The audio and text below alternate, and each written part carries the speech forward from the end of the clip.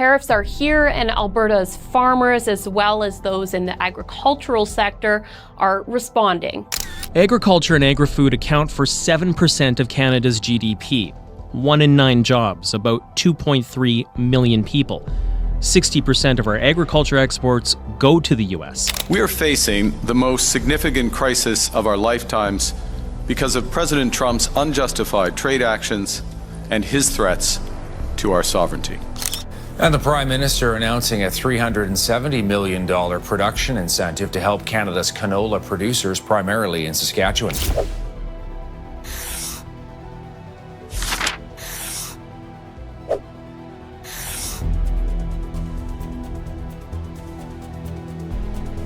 It started quietly, almost like a corporate footnote. Claas, one of the world's biggest harvester makers, announced it was leaving Omaha, Nebraska. On paper, it looked like a routine business decision. In reality, it was something far bigger. The company was pulling its Lexion 8000 series line for 2026 back to Germany, escaping the 50% tariffs on steel and aluminum that suddenly made building in America far too costly. What used to roll out of the Midwest would now ship across the Atlantic, priced higher and delivered slower.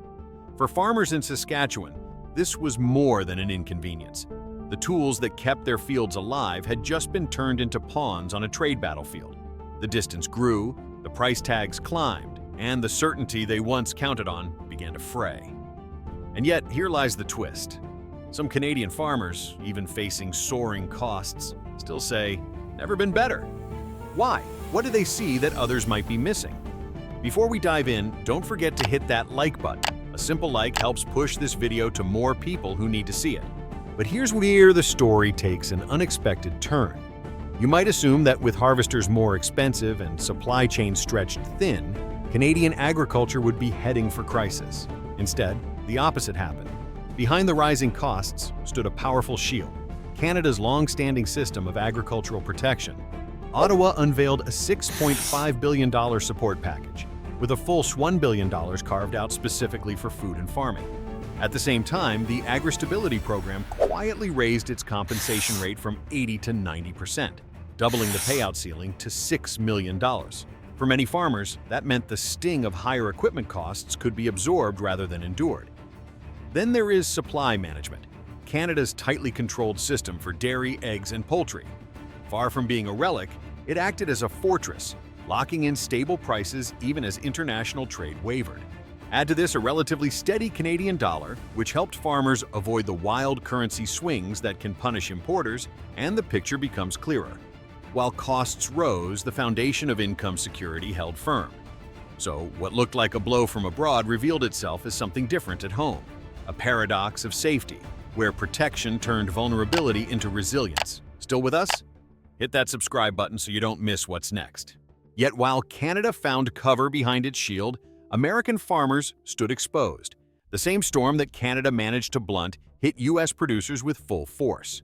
When Ottawa retaliated with tariffs of its own on products like cheese and apples, it wasn't just about numbers on a trade sheet. It meant the erosion of long-term market share, as buyers abroad looked elsewhere and began to form habits that may not easily reverse.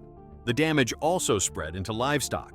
Prices for grass-fed cattle in the United States fell sharply, down more than 22%, representing an estimated $4.02 billion in losses. For processors, the pain doubled. They now faced higher costs for Canadian canola oil, beef, and pork, inputs they had long relied on to keep margins steady. The deeper issue lay in the supply chain itself. Nearly 1/5 of U.S. agricultural imports were linked to Canada, and those flows no longer moved with the same certainty. Every disruption meant more friction, more expense, and less predictability for farmers already stretched thin. In other words, where Canada's farmers had policy cushions to soften the blow, their American counterparts had only the raw impact of the market, and it showed. The contrast grew even sharper when the United States least expected it. While American farmers were forced into defensive survival, Canada quietly turned the pressure into momentum. Trump's protective tariffs, meant to corner rivals, ended up accelerating Ottawa's push to diversify far beyond its southern neighbor. The target was ambitious: increase exports outside the United States by 50% before year's end, and the tools were already in place. Through 15 free trade agreements, including CETA with Europe and CPTPP across the Pacific, Canada had preferential access to 51 countries representing 2/3 of global GDP. Even setbacks became stepping stones.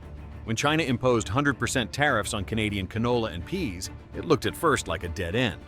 Instead, the move served as a catalyst to redirect flows toward Europe and Asia, where demand was rising and partners valued reliability over politics. Domestically, the shift had its own reinforcement. Surveys showed that 67% of Canadians prioritized buying local, while 76% actively avoided U.S. goods. That dual force, an external pivot abroad and a consumer push at home, gave Canadian agriculture an unusual kind of leverage, growth powered by both markets and national sentiment. In short, what began as an external shock was steadily transforming into an internal springboard. The same storm produced two very different outcomes. On one side, Canadian farmers stood behind layers of support, credit programs, risk insurance, and income stabilization schemes that cushioned the impact of higher costs. On the other, American farmers faced the full volatility of the market with little more than short-term adjustments to lean on. For Canada, the safety net meant stability. Even as equipment prices climbed, government programs ensured that incomes could be topped up, risks covered, and financing available to bridge difficult seasons. The sense among many farmers was not of crisis, but of being shielded. In the United States, the absence of such mechanisms made exposure unavoidable. Export volumes shrank, contracts disappeared, and long-standing relationships with major buyers were quietly taken over by competitors. Argentina and Brazil stepped in quickly, securing new agreements with China at the very moment U.S. producers were struggling to hold on. The difference was not just economic, but emotional. In Canada, the prevailing mood could be described as safe. In the U.S., many farmers spoke of being left behind, watching their place in global markets erode while rivals advanced. If farm machinery had become a weapon in the trade conflict, in Canada it was still not sharp enough to cut into livelihoods.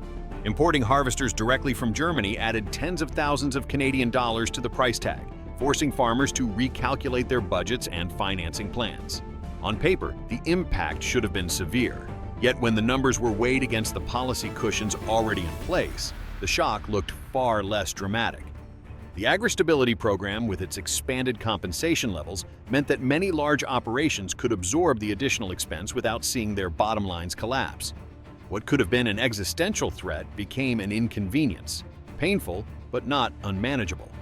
At the same time, Canada's system of supply management for dairy, eggs, and poultry continued to anchor steady revenues. With prices in these sectors shielded from international turbulence, farmers had reliable income streams to offset machinery costs. It created an unusual paradox. The cost of equipment climbed, but overall farm income did not fall. In fact, for many, the sense of security endured, leaving the impression that machinery had been weaponized, but the shield of protection was holding firm. What began as a defensive shield gradually evolved into something more, a strategic strength. Instead of being dismissed as a distortion of markets, Canada's protective framework started to function as a competitive advantage. In Europe and across Asia, Canadian products gained preference not just because of price, but because of their reputation for consistency. Stability became a form of currency, and in markets shaken by trade disputes, reliability often outweighed bargain offers. At home, the momentum deepened. A visible Buy Canadian wave strengthened local brands, embedding them more firmly in the national consciousness. Farmers were not just producers anymore, they were symbols of economic resilience backed by public sentiment. This dual reinforcement, trust abroad and loyalty at home, illustrated a crucial point. Trade is not only about costs, but also about confidence in policy. While American farmers saw trust erode among both partners and their own communities, Canadian agriculture managed to reinforce it on both fronts. The paradox has not gone unnoticed. Around the world, observers see a smaller nation relying on protection and diversification, weathering the storm more effectively than its larger neighbor. If the trend continues, Canada could edge out the United States in key agricultural markets, turning defensive policies into lasting advantage. For Washington, the danger is more than lost sales. Agriculture has long served as a form of soft power, a quiet weapon of influence abroad. But if U.S. supply looks unreliable while Canada's appears steady, that weapon weakens. The future may depend less on price and more on who can guarantee stability and resilience. In that contest, Canada has already shown how a different model can become a source of unexpected strength. And that leaves us with the bigger question. In a world where protection can become power, will the United States adapt its policies to defend its farmers? Or will Canada continue to gain ground by turning crisis into opportunity? If this video gave you something to think about, like and subscribe to support more content like this. Thank you.